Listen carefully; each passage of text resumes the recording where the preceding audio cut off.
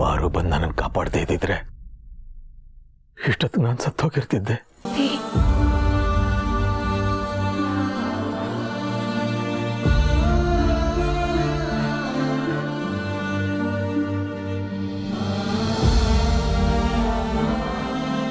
ಹಾಗೆಲ್ಲ ಹೇಳ್ಬೇಡಿ.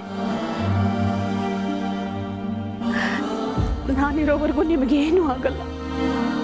ಹಾಗಾಗಕ್ ಮುಂಚೆ ನಾನೇ ಮುತ್ತೈದೆಯಾಗಿ ಹೊರಟೋಗ್ತೀನಿ.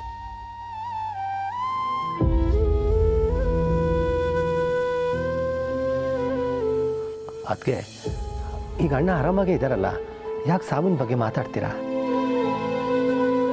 ಎಲ್ಲ ಸರಿ ಹೋಗುತ್ತೆ, ಎಲ್ಲರೂ ಆರಾಮಾಗಿರಿ. ಮೊದಲು ದೇವ್ರ ಥರ ಬಂದು ನಿನ್ನ ಪ್ರಾಣ ಕಾಪಾಡ್ದಲ್ಲ, ಆ ದೇವತೆಗೆ ಥ್ಯಾಂಕ್ಸ್ ಹೇಳಿ.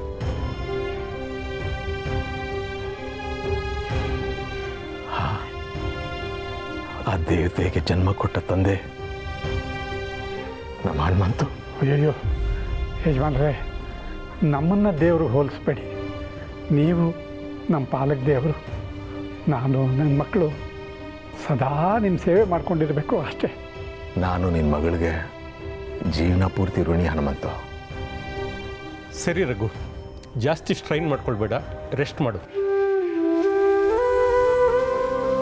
ನಾನಿನ್ನು ಬರ್ತೀನಿ.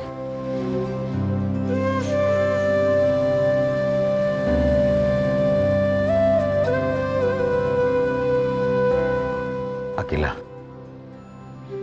ಆದಿತ್ಯ ಮಾತು ಕೊಟ್ಟಿರೋ ಹಾಗೆ ಪಾರುಗೆ ನಮ್ಮ ಮನೇಲಿ ಒಂದು ಕೆಲಸ ಕೊಟ್ಟರೆ ನನ್ನ ಮೇಲಿರೋ ಅವಳ ಋಣ ಒಂದು ಅರ್ಧ ಭಾಗ ಆದರೂ ಕಡಿಮೆ ಆಗ್ಬೋದೇನೋ.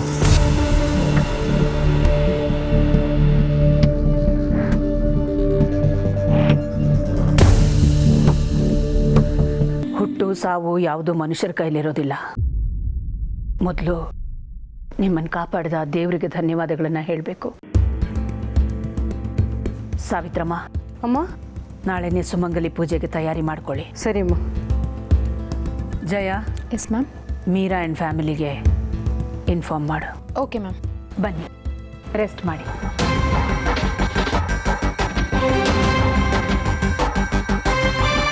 ಅಮ್ಮ, ಪಾರ್ವತಿ ಕೆಲಸ ಕೊಡೋದ್ರ ಬಗ್ಗೆ ಏನು ಹೇಳಲೇ ಇಲ್ಲ.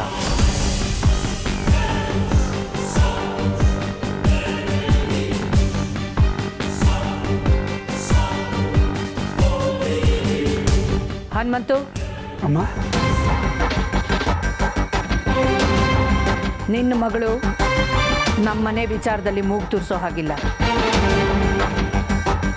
ನನ್ನ ಕಣ್ಣು ಮುಂದೆ ಓಡಾಡೋ ಹಾಗಿಲ್ಲ. ನಾಳೆಯಿಂದನೇ ಸಾವಿತ್ರಮ್ಮನ ಕೈ ಕೆಳಗೆ ಕೆಲಸಕ್ಕೆ ಸೇರ್ಕೊಳ್ಳೋಕೆ ಹೇಳು, ಕುಕಿಂಗ್ ಡಿಪಾರ್ಟ್ಮೆಂಟಲ್ಲಿ.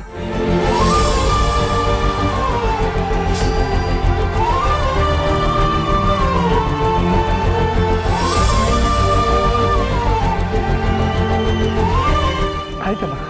ಆದಿ, ವರ್ಕರ್ಸ್ ಕಾಂಟ್ರಾಕ್ಟನ್ನು ರೆಡಿ ಮಾಡು. ನಾರ್ಮಲ್ ಕ್ಲಾಸಸ್ ಎಲ್ಲ ಇರಲಿ. ಓಕೆ ಅಮ್ಮ.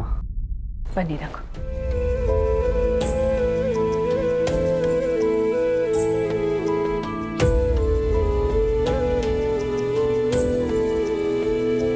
ಸಾರ್ಥಿ, ಖುಷಿನಾ? ತುಂಬ ಖುಷಿ ಆಯಿತು ಯಜಮಾನ್ರೆ. ಕೊಟ್ಟು ಮಾತು ಉಳಿಸ್ಕೊಂಬಿಟ್ರಿ. ಜೊತೆಗೆ ನನ್ನ ಮಗಳು ಇಲ್ಲೇ ಉಳಿಯೋ ಹಾಗೆ ಮಾಡಿದ್ರಿ. ಅದಕ್ಕೆ ನೀವು ದೊಡ್ಡವರು. ಮೊದಲು ಈ ವಿಷಯನ ನನ್ನ ಮಗಳಿಗೆ ಹೇಳಬೇಕು. ಸರಿ ಸರ್.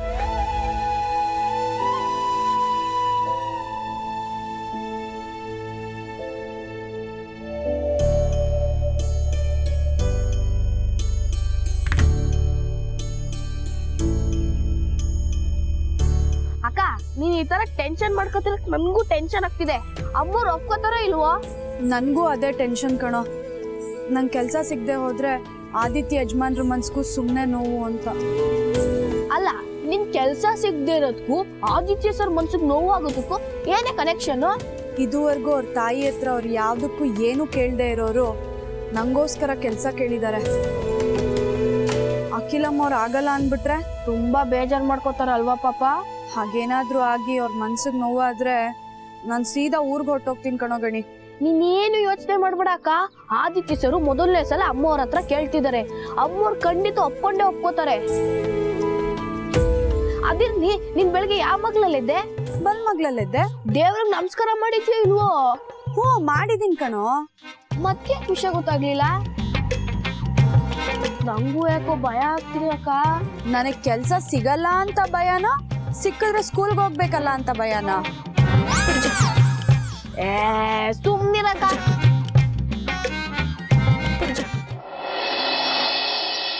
ಏ ಅಕ್ಕ, ಅಪ್ಪ ಬರ್ತಿದ್ದಾರೆ. ಪಾರು ಪಾರು ಪಾರು, ನಾವು ನಂಬಿದ ದೇವರು ನಮ್ಮನ್ನ ಕೈ ಬಿಡಲಿಲ್ಲ ಕಣಮ್ಮ. ಅಂದ್ರೆ ವಕೀಲಮ್ಮ ಅವರು ನಿನಗೆ ಕೆಲಸ ಕೊಟ್ಟಿದ್ದಾರೆ.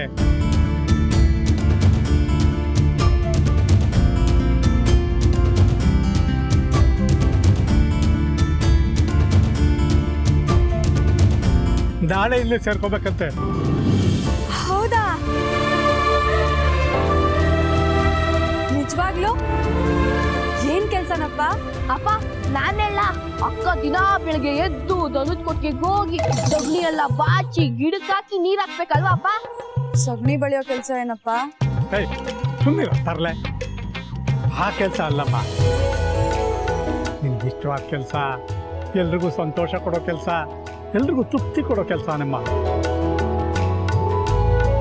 ನಿಮ್ಮಮ್ಮ ನಿನಗೆ ಕಲ್ಸ್ಕೊಟ್ಟಿದಾರಲ್ಲ ಅಡುಗೆ ಕೆಲಸ, ಅದು. ಹೌದಾ? ನೋಡ್ತಾ ಇರು, ಎಲ್ರು ಹೇಗ್ ಮೆಚ್ಚೋ ಹಾಗೆ ಅಡ್ಗೆ ಮಾಡ್ತೀನಿ ಅಂತ. ಆಯ್ತಮ್ಮ, ಆದರೆ ಯಾರ್ಯಾರಿಗೆ ಏನೇನು ಬೇಕು, ಯಾರ್ಯಾರಿಗೆ ಏನೇನು ಇಷ್ಟ, ಅದನ್ನೆಲ್ಲ ತಿಳ್ಕೊಂಡು ಮಾಡಿ. ಪಾರ್ವತಿ ಅದ್ರಲ್ಲಿ ಎಕ್ಸ್ಪರ್ಟ್ ಬಿಡಿ ಸಾರ್ತಿ.